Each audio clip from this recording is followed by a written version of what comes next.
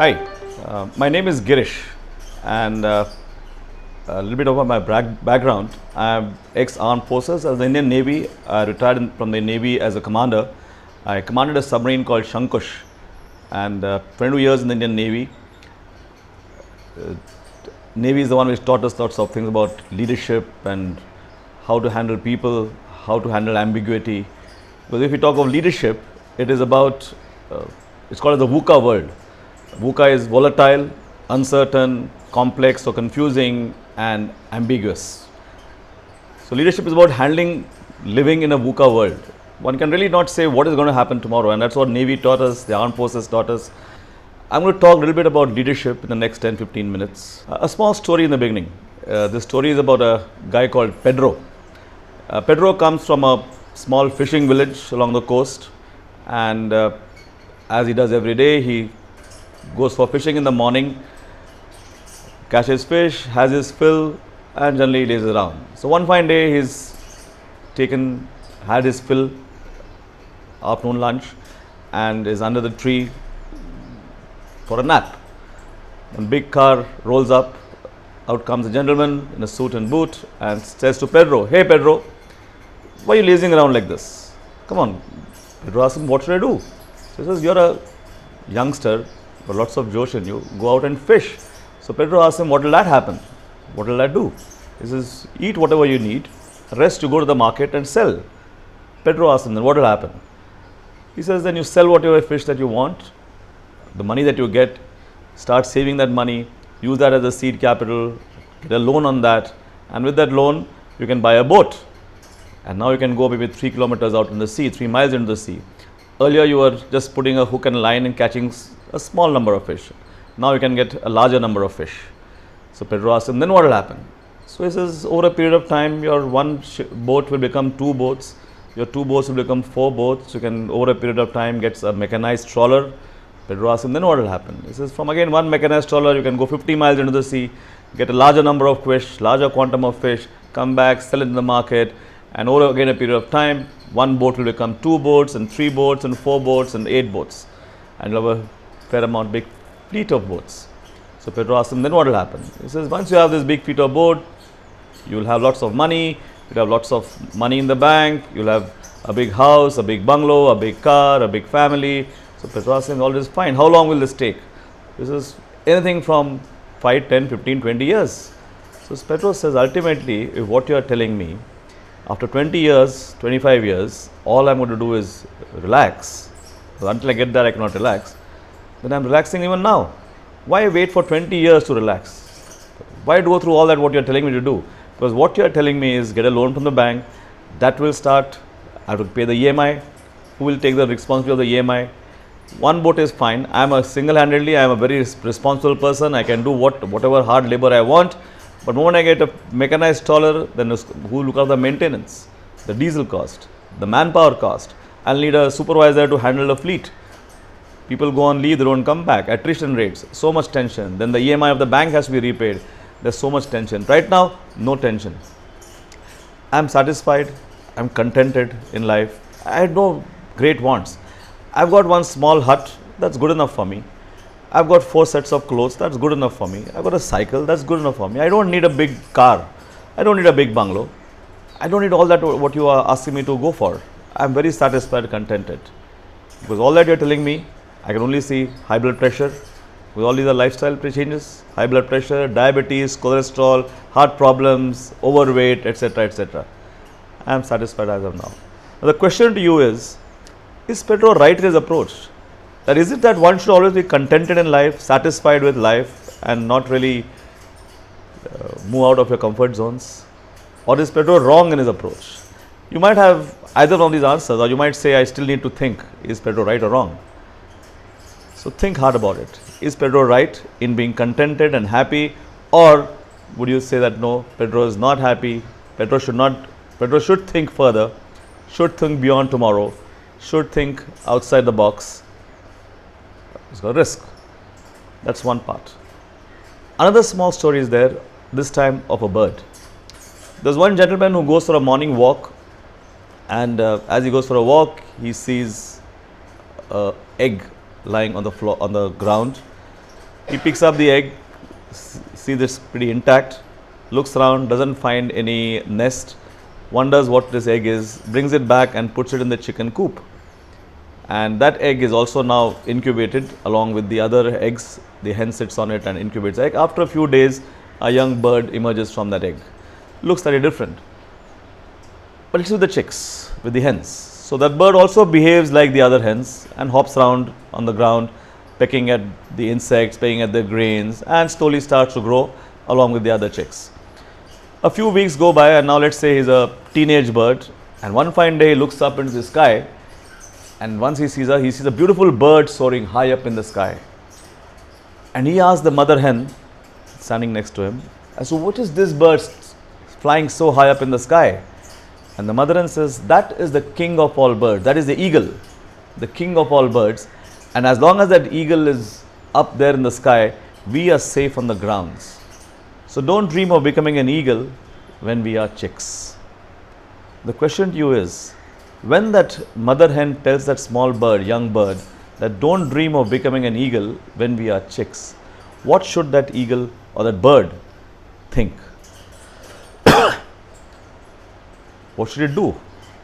Does it listen to its parents? Because the mother is saying, don't fly, don't dream of becoming an eagle, or should it listen to your inner instincts?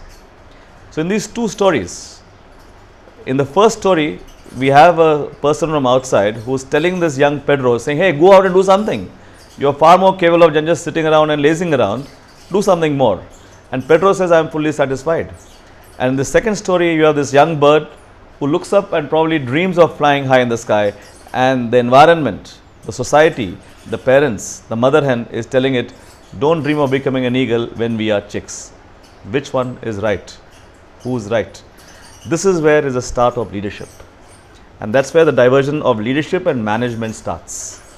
Because leadership is about seeing the future without knowing what the future is. Seeing the road ahead without even knowing what the road is going to be. That means leaders create those roads. And if you look at the qualities of leaders, there are many, many qualities. So what are the qualities of leadership then that come into play? So when you look at all these 60 qualities that we've got, these can be clubbed into three criteria. One is knowledge, one is the skill, and the third one is attitude. And if it is attitude, how do we develop it? You might have heard these questions like, are leaders born or are leaders made? The good news is leaders are made. If leaders are made, that means you should be able to train these people into the leadership qualities. If you have those 60 qualities which will come up as a syllabus for leadership, one should be able to train them in this leadership. How does one train them? How does one train to be motivated? How does one train to be positive? That means whatever is whether it's hot, cold, wet, I must remain motivated. I must remain positive. The situation around me, whatever the situation is, I must remain positive. How do I train myself to do that? Can I train myself to be happy? And all the other qualities. Can I train myself to take tough decisions, without my heart going dug dug? Can I train myself to be fearless? Because we are not robots. We have to take decisions based on our emotions, because human beings are emotional beings. And there are 4 basic emotions that come into play for any human being. And these 4 basic human emotions that come into play are, one is happiness, sadness, anger, and fear.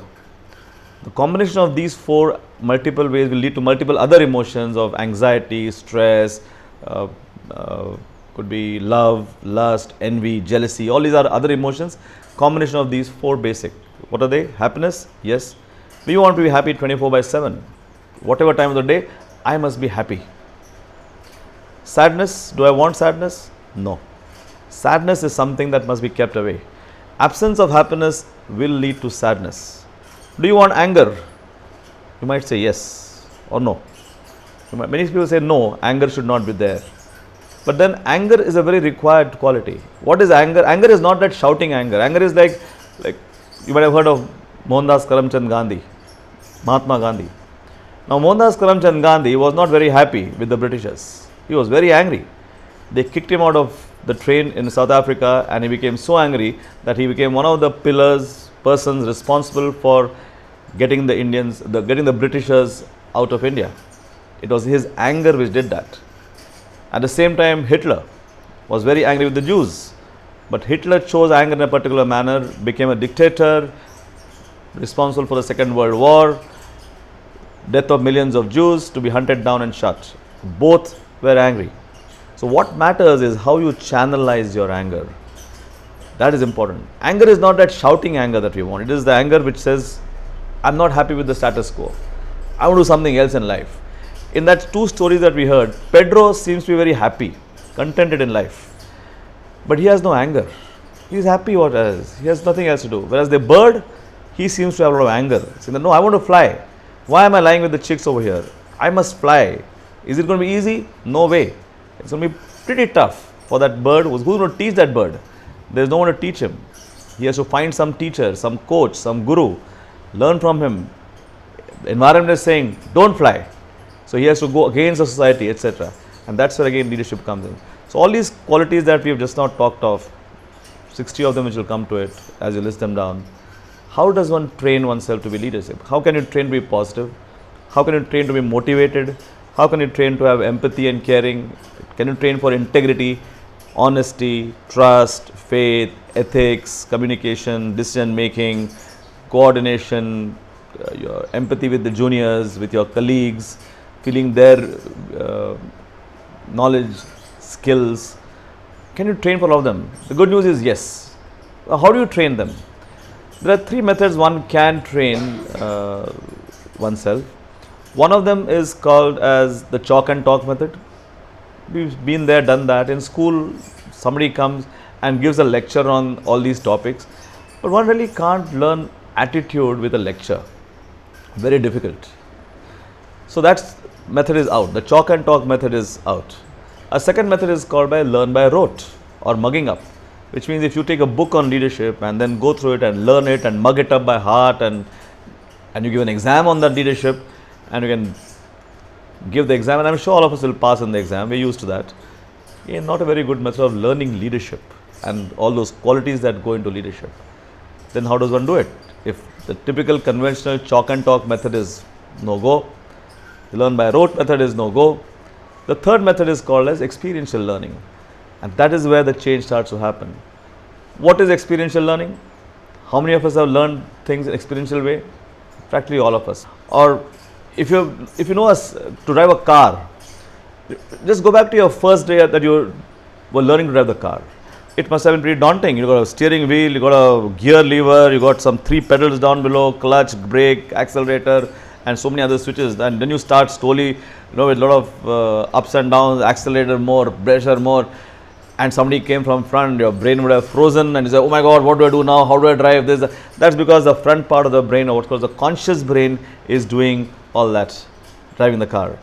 But over a period of 2-3 days, 5 days, as you drive it often, the conscious memory goes into the subconscious brain, subconscious memory, and that becomes your attitude. Now, today, after maybe 6 months, 1 year, you take the car through any crowded street, you can have one hand on the wheel, one here, with a mobile here, and you subconsciously drive the car without really getting conscious about who's coming left and right. How does that happen? Because that becomes your attitude. That becomes your subconscious learning, and leadership is about subconscious learning. What is attitude? If you say definition of attitude is an instant reaction to an external stimulus. Something happens outside, how do I respond to that instantly without analyzing too much? That is subconscious reaction, and that is what leadership or attitude is all about. So if you like this video, please like it, share it, and also subscribe to Motley TV. Have a great life.